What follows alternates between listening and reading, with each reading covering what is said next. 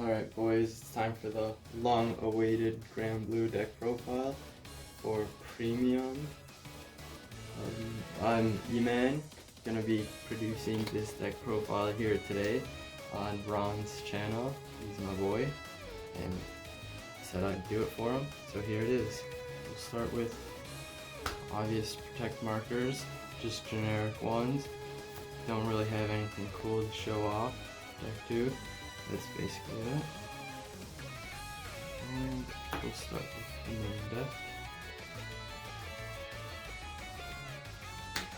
You run the nice starter, because why wouldn't you run any other one? And we'll go on to our grade 3s. Cocytus. He's your main ride target in the deck. If you go first, you definitely want to use his skill, because it's really good to mill cards, especially early game, ones that you need. And you've got your beat stick, Skull Dragon. He is a really big card, but during your kill turns, you definitely want to get at least all 4 of them in your drop zone as quickly as possible. Then you've got Mighty Rogue Nightstorm. He is your multi-attack enabler. You only run one of these because you've got more multi-attackers or multi-attack extenders in the deck. So one is just fine. If you get to mill it early, that's absolutely perfect. And for the grade 2s, got one of the best cards in the deck, Greed Shade. He can fetch you anything you need from the drop zone. You need ultimate Tripoder, you got it. You need some heals or PGs, you can get it with Greed Shade. And next you have 4 Ruin Shade. He's usually the grade 2 ride target of the deck. Even just calling him is fine. You get to mill a lot early game. And a lot of the things with these cards, skill is you have to have 10 or more to gain the power when it attacks, and 10 or more in the drop zone is fairly easy to get. It's really easy early game with all the mill abilities that you have. And your one-off techs are going to be Storm Ride Ghost Ship. He is a pretty big beat stick. Not as much as Skull Dragon, of course, but he does give you a draw when it attacks, or after it attacks. That's a plus. And you've got another multi-attacker, Captain Night Mist. He's an on-play skill, which I know a lot of people don't run him, but I do prefer him to get more multi-attacks combined with the Night Storm. But I know a lot of people do run this card, Columbard. This is a good option. This does have to get boosted to create another attack, which it's possible, but there are like Kagura, easily retired back row, even this card. So that's why I do run Captain Night Mist as my other attack extender, and Skeleton Cannoneer is my other one-off.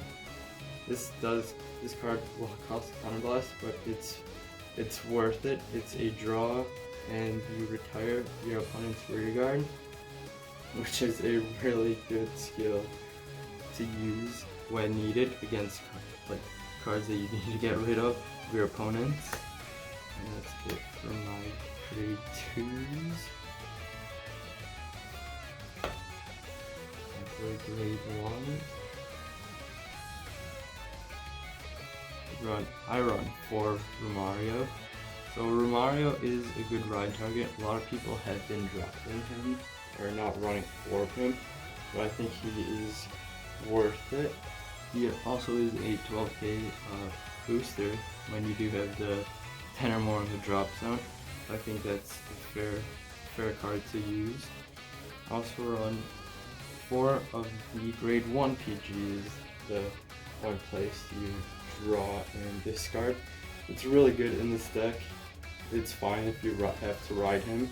There's ways to get him out of the soul easily. And it's a good first ride if you don't have Romario. 2 Ripple Banshees. This is the one way to get anything out of Soul. The Soul Blast 1, you draw a card when it's placed from the drop zone. If you usually do want to get those in the drop zone, it gets the 4K. It's just a good two of in the deck. And this is my other techs. 2 Dancing Cutlass, 1 old OG one and a V series one. The OG one is just a good way to also Soul Blast and Soul Blast 2 and draw. It's the Soul Blasting 2 is kind of a lot in the deck, especially when you use a lot of Soul Blasting for other skills like your G guards. So you might not use that as often, but the V series Dancing Cutlass is a good way to countercharge. Or counterblast. Yeah, countercharge. And you want to always have 2 of these so you can find this, you call this, and you countercharge. So I know people don't run this, but I find it very useful with all the attacking. But a lot of people, instead of that 2 space, they run 2 Hanalies, which is fair with the Ezo matchups and Revere and stuff like that. So this is my grade 1 lineup. Oh, I also run a nice tech of Granblue. He's also a really good countercharging card. You just, when it's placed, you make it hollowed, and at the end of the turn, it retires itself, and you countercharge 2. It's really worth it, especially with all the multi-attacking and all the counterblasting you do in a turn. You might waste all your counterblast, and with this, you'll have your 2 for your next turn. Onto the trigger lineup. As I always say, crits win games. Crits with skills, of course. More crits and 4 heals. This is where a lot of people differ. So instead of running just like normal V series crits, they may even run these crits, the put into the soul and you draw a card. So this is obviously if you fuel your soul for a bunch of other skills, and it's a good way to go. But I just prefer the 15k shield or to the 10 because big defense. Onto the strides, meat and potatoes of the deck. Megiddo, yeah, the best OTK card in the deck. Not really OTK, but combined with Skull Dragons, you're definitely gonna get really hard to guard attacks, especially like when they're over like 70k with all the milling that you do. The Progenitor. I hardly use him, but he's always good for the free striding, and if you like need to guard break and attacks, so you know you can win the game that turn. Good to go into. Sea Breeze. Don't really use it that often, but it's just here just for the options.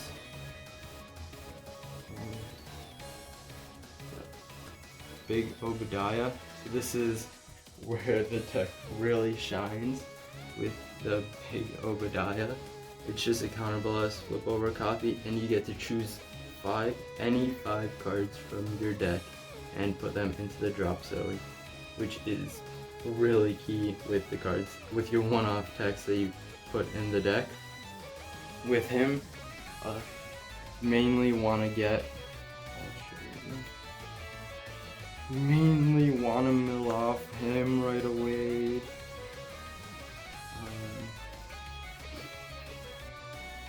This multi-text extenders. This should be like your first options that you mill. At least this is what I always do. These 5, because you could easily your Skull Dragons.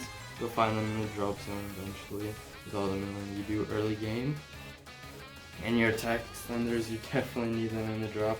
since they're the only cards that you have that attacks them, since they're one-offs. This is probably your best bet of setting up your drop zone for the later game for the kills. 2 Night Rose. Surprisingly, Night Rose does come up. She is the best girl of the deck still, and always will be. So the crit that she gains with her ability is definitely worth it. Instead of riding, instead of going into Big O Die, so once you've milled enough and you don't want to like deck out, you can go into her, and the crit pressure is definitely something that's worth it.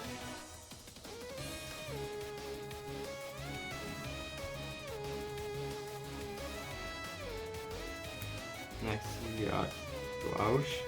So I hardly go into him. He's usually just my flip fodder. I know if you do run the old crits and you you put them into the soul pretty early on, I know he's a good first stride with the big soul that you could get early game. And the GB8. The GB8's like a really mini Megiddo turn. Nowadays it's hard to get to GB8, but he's in the deck just because he's one of the better GB8s.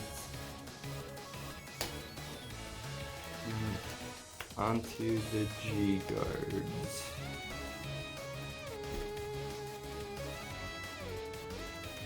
Two Negronora. So this is one of the cards that cost a soul. And with this, you could fetch anything from your drop zone and place it on the guard circle. You could get a heal and a grade 1, a 10k shield. That's a big number in itself. Or you could just get a PG, and usually PG any turn. Yeah, him. He's just a mill 2, which is just fair for the deck. Fun. You have Negro mode. This gets pretty big, but it also costs the Soul Blast. It could gain up to another 15k shield, depending on how much you have in the drop zone. And I just have one Ractome. A Ractome's just maybe mill Skull Dragon if you need it. And then just fetch anything else you might need.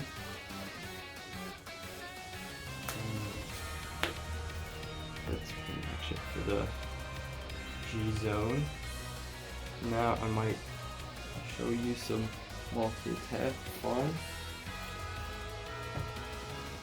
Say you're in your Obadiah, you don't have field, and say you just got 4 counterblasts or something like that. How you set this up is usually gonna be something like this, maybe 12 here. Even this is good just draw. Let's say you activate this skill. Or even go into your, this is a better option. What you're gonna want to do is usually you swing with your Skull Dragon first. It's usually a big number. It goes into your drop zone after it hits.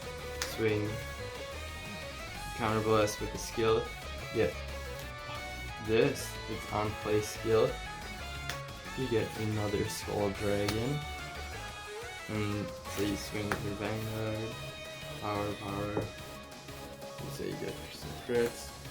You'd swing with this, and then at the end of your turn, when you're done striding, because that'll normally cost, like, you're counterblasting here, counterblasting with this, and you're counterblasting for your Night Storm. That's 3 counterblasts, and this just gives you 2 counter charges. So this whole multi-attacking turn would have only costed 1, and you win the game, GG. Even say you do a Megiddo turn, you go into your 5 or your 4 Scully Boys, best cards. and even just one of these. You just keep on swinging, switching places, swing, switching places. Both of these guys are gone. You swing, switch place, you swing, and then for just swing, you do it whenever you call another one. Just swing, and everything's just huge. So at the end, when you know you can make Megiddo, you know you can kill, you've got a big drop zone by then. And they could get over 60k easily. And that's it for my deck profile and how to go into your Oba and Megiddo turns. And that's it for me. Thank you very much. I hope you enjoyed this deck profile. This is on my boy Ron's channel. And that's pretty much it. Thank you, and stay tuned for another one. And you could join our nation servers as well on Discord. If you want more advice on Granblue, I'll be there. You could talk to me or anybody else there. Thank you, and have a nice day.